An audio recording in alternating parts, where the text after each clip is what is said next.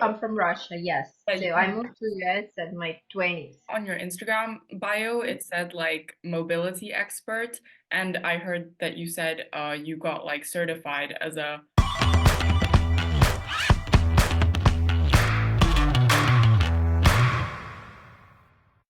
Yes, you can hear me now, right? Yes. Okay, welcome Marina to the Pole with Lulu podcast, where we mainly talk about health, fitness, calisthenics, mobility, etc. And Mhm. if you wouldn't mind, I'm gonna jump right into the questions, and I'm gonna start with the first one, which is, would you like to introduce yourself, what you do, career-wise, etc., etc.? Okay. So my name is Marina, and I'm a former rhythmic gymnast and pole dancer. As of right now, I'm a stretching instructor and dance instructor. So the style I teach called frame up strip. This is basically a floor work uh, dance, but which requires a little more speed, a little bit more difficult. It's right now very popular in Eastern Europe and Russia. So I represent this style in US. Yes, so you're based in the US for right now. Are you teaching, you're teaching there now? Yes, yes, of course. I'm living there and I teach over there too. Yeah. Yeah. Yes, okay. Well, long exactly, how many years have you been professionally, I guess, say a mobility instructor or doing this? Um, well, I've been doing it since my childhood. As I said, I've been a rhythmic gymnast for since my child since 6 years old until I finished my career at age of 12, I guess.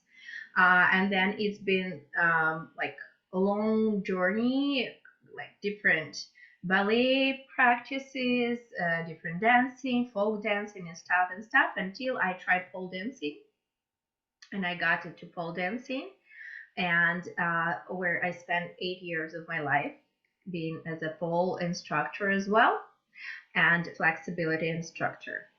And after that, I really wanted to expand my knowledge uh, in order to be better at pole. I got certified with different programs as a mobility instructor and stretching instructor. Um, I guess over 5 years ago. And then I realized that it was a lockdown and I was pregnant and had a baby. So I kind of stopped with pole dancing a little bit. It was hard for me, the times. And I transferred myself more to stretching and mobility and then into floor dance. So, see, I don't have the exact amount of years I'm doing it. I'm doing it all my life in Yeah. this or that form, I would say like this. But how long because I saw on your Instagram bio it said like mobility expert, and I heard that you said you got like certified as a Yes. mobility So instructor. I got certified, I believe, 2021 as a mobility instructor. Yeah. How long did it take to like earn the degree? Because I know that nowadays it's like you have to have like a certificate or degree in everything if you want to, I guess, be like a professional or like teach people or something. I don't know. Nowadays it's like kind of that you just have to have like a certificate or a degree, but how many years did it take to like earn the certificate? And did you go to like a uni for it, or was it just like a course that was. No, it was just a certification course, which called FRC program. It didn't take a long time. It was like a month of online education, and then I would say 2 or 3 days of live trainings, full days with instructors, and then they had an exam. I mean, we had an exam to get certified, and then until now we have the full base of information that we can like we learn ourselves, and we can um, add on to that certification. Nice. As you understand, so like you can take different type of courses, depends on what is your specialty. Yes. Yeah. So So it wasn't long. It wasn't long. Like I didn't go to like school to university to become a like rehabilitologist or physical therapist. It's not like that. Mobility instructor is more like a coach, like a personal trainer with specification of working on your mobility, yeah. actually. Uh-huh. I see, because I think it's like also a very new term and kind of concept, which has not like that much, but still, I feel like it's more like maybe a more new degree that has come into like existence. You know, in US, it's pretty popular because, as you can see, stretching has been lately very popular among like a very wide popularity of people, different people from different backgrounds. And after that, I see here in US, people start paying more attention on mobility because stretching, if you would take stretching back then, it was mainly passive stretching for gymnasts, ballet dancers, right? And when you transfer this practice to adults, it might be very traumatic and it's not really beneficial. So then people start talking about mobility more and how you should work with your joints prior to do like crazy stretching to stay healthy. Yes, that's one of my questions is that do you see a difference between mobility and flexibility? Because when people say, I want to become more flexible or improve flexibility versus I want to like improve mobility, like would you say that there's a difference? And if so, like how would you define the difference? So I would say that mobility is a part of flexibility. It's a great part of flexibility. In order for you to have a flexible, freely moving body, you have to be mobile. And here we're talking about also functional flexibility, which means especially you are an aerialist, right? And you might see for yourself how, let's say, you can have a split or even an over split on the floor, but in the air you don't have it or barely have it, right? So it's totally different. That's called the functional flexibility. So your actual functional flexibility like is not a full split. What you can do on the floor passively using the gravity and the weight of your body doesn't really count for a real flexibility. Here, it's more important to have the functional flexibility, and mobility is a part of creating functional flexibility because uh, having wide range of motion of your joints plus having muscles supporting those joints in these positions, that what makes you be like really flexible, not just like having a split or over split on the floor plus a person sitting on top of you to make Yeah. achieve this goal. So Yes, so mobility great. is more like functional, like the base of flexibility. So if you, Yeah, so mobility is basically, if you say it easy words, it's how wide you can open your joints, what is your range of motions for your joints, how well they are rotated inside their sockets, and how mobile you are, like performing any type of sports or even in your daily life routine. uh-huh. So this is kind of what is I put into mobility. Uh, and this is the main idea I try to transfer to my clients, that it's really important to work with your joints to make yourself flexible. Okay, now my next question is how would I improve my mobility versus how would I become more flexible? So, as I said, mobility is a part of flexibility. If you're trying to increase your mobility, you will automatically get more flexible. So, there are different types of exercises for mobility. But let's say if we talk about hips mobility, right?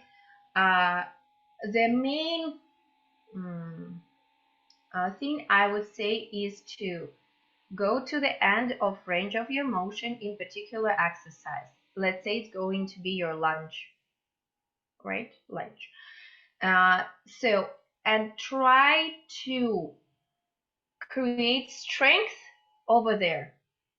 Mm, So, you're going into your lunge and you're trying to hold this lunge active using your muscles at your most, like, at your deepest position with your knees straight in the back, and you hold it starting with 10 seconds, 30 seconds, tops, like ideal a minute. yes. So that's what happens during that period of time when you do this. So the muscles around the joints, you create the range, you get into the end of range of your motion, and you're creating strength around that range. Yes. So then when you add a little bit push next time, it will open a little more, and again, you're strengthening it. So This there's is ability yeah. is. So the important parts would be like you try to go to your deepest point in the stretch or whatever exercise you're doing, Yeah, well, mostly stretching. And you use, when you're in the stretch, it's important to like hold the stretch also using your muscles so that you're not exactly. just, you know, Exactly. stretching loosely, like with your legs hanging there, and then your muscles are like flopping. Yeah. Yeah, exactly. And then after that, you create relaxation of your muscles going into deep relaxing stretch. It will let you go more because now the muscles feel secure because they are strong. Yes. Usually, we have problems with traumas, with, tight muscles. They're not really tight, they are scared because they are weak. That's why they don't want you to go lower and deeper into any stretches, because they're signaling you're going to get traumatized right now. You don't have that ability, you don't have that support from your muscles, you don't have that open joints. Please don't proceed. Yeah. And we call it tight muscles. Yeah.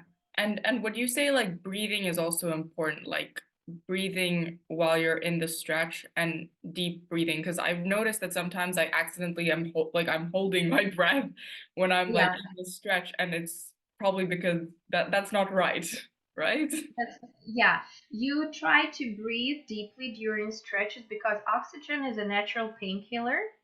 And plus, if you think about stretching, let's say with your leg bands somehow like this, and you pull in towards your glute, your leg, all your muscles are getting compressed, and you hold in this position. So the lacking of blood flow, bloodstream, and the lacking of oxygen. So they're already in kind of suffocated position, and plus you are holding the breath, so it's all getting like very intense. So if you increase your breathing, it will let your blood flow faster towards those muscles as well as your oxygen levels. Yes, of course, breathing is important. Yes. And I have two more questions. Yeah. So one of them is how long should I hold a stretch? Oh my God.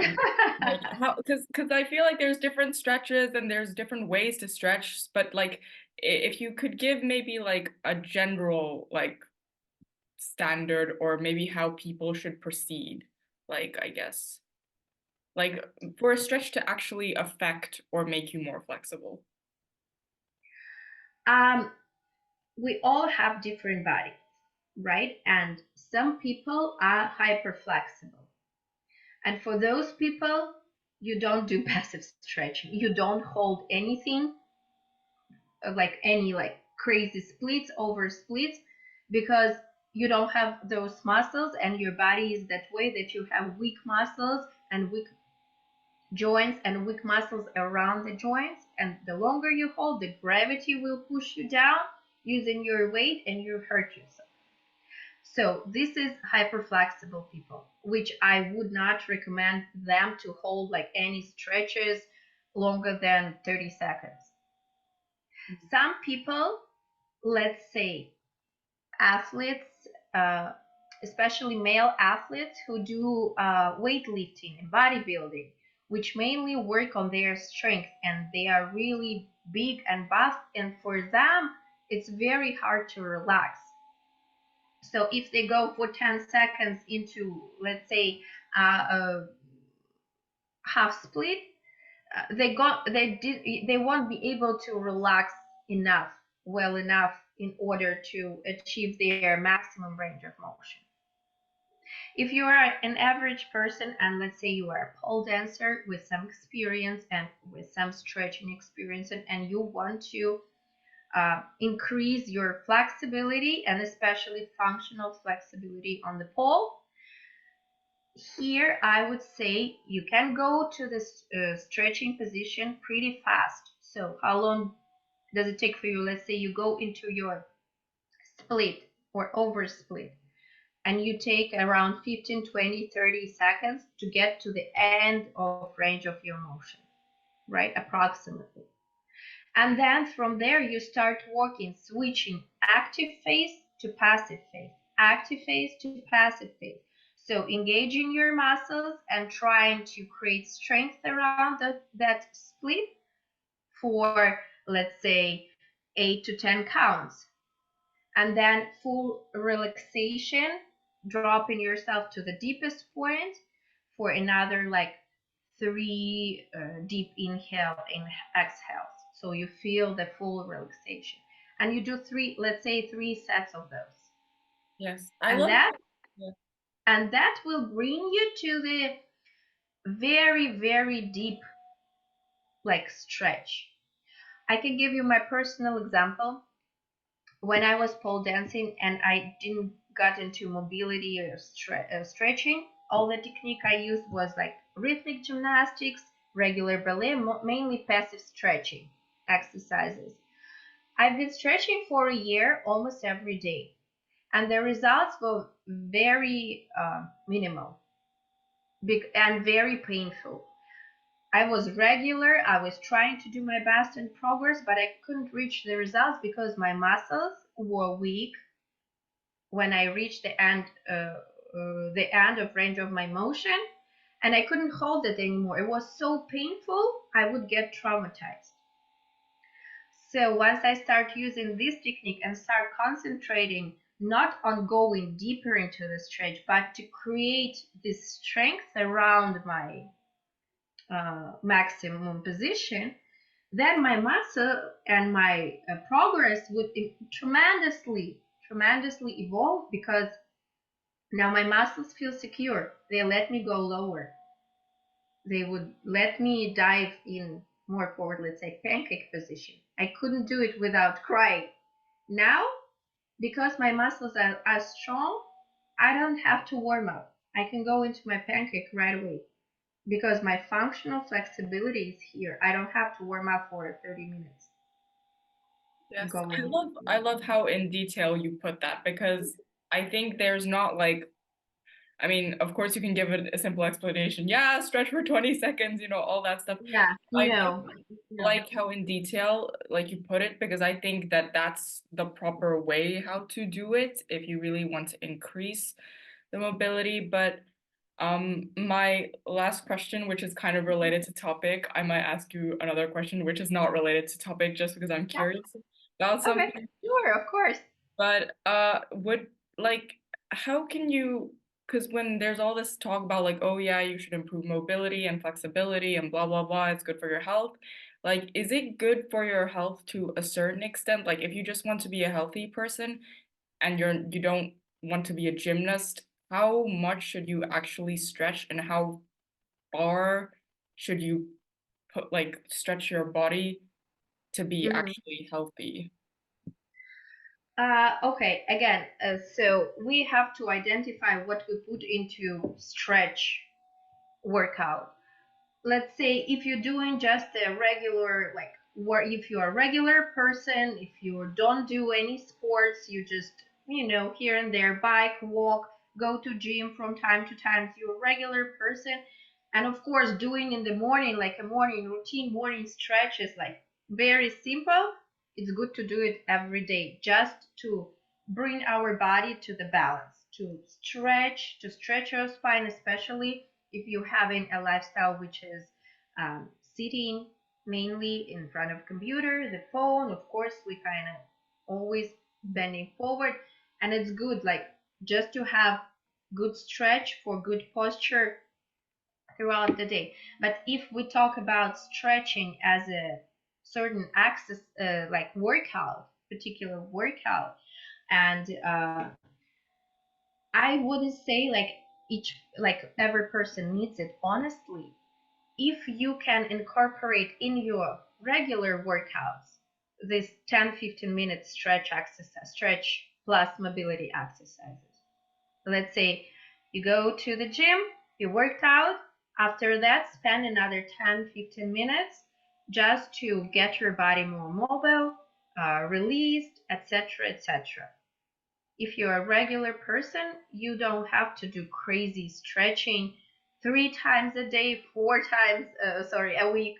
Um, you don't really need it.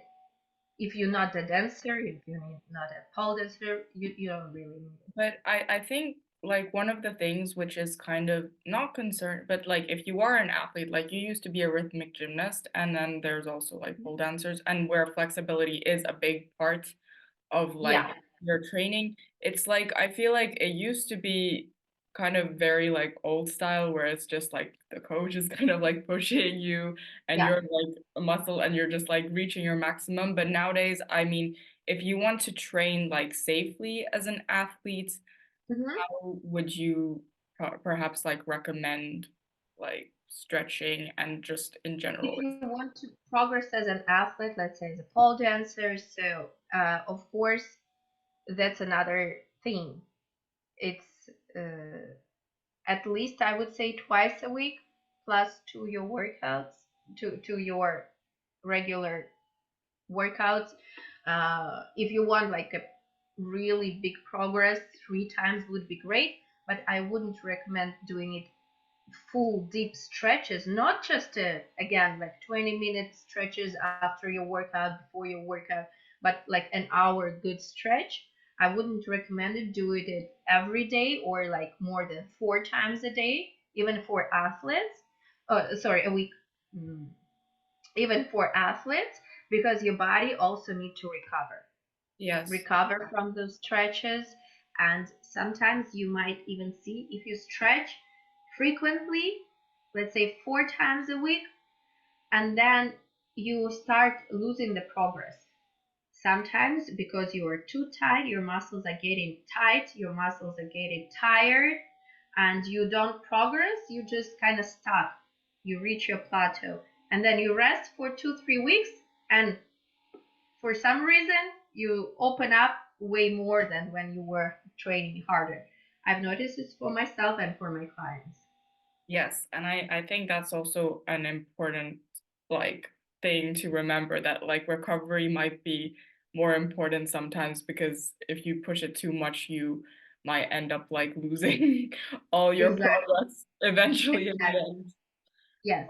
I mean, those are all the questions related to, I guess, the topic that we're discussing. But my personal question is that I feel like you have an immense background regarding like this flexibility and mobility field. You said you were like a rhythmic gymnast when you were 12, and I think you don't come like from the US, like you come from I'm from Russia, yes. yeah, you So I come. moved to US at my 20s. So was it who inspired you to like start or like how did you decide what was your journey to become who you are kind of like today? So spending my childhood in training, so I kind of never stopped because as a rhythmic gymnast, I was a professional one. We train six days a week, But and who for brought you into rhythmic gymnastics? Was it your like parents? my parents, my mom, she brought me because it was Is kind what of me was it? popular in my town, in my small town. We didn't have much options, and for a girl, it was okay, just go there. So that's when I go, and I liked it. But it was very, very hard, very hard, very intense. And as I said, lots of training. I spent my childhood training. Like I didn't have childhood, I can say this. So after that, you kind of get used to this rhythm and discipline, and your body wants more. So I never stopped. And then I found pole dancing. Mm. And pole dancing is kind of it's similar to gymnastics if you think about it. It's also strength, it's also flexibility. It's more for, of course, like more for adults, I would say. And So that's how I got into pole dancing myself. Just again, by accident. My friend brought it to the class, and I found it appealing because it's flexibility plus strength at the same workout. Yes. But other than that, I thank you so much for your time and taking, like time out of your day Of to like course. do a podcast with me.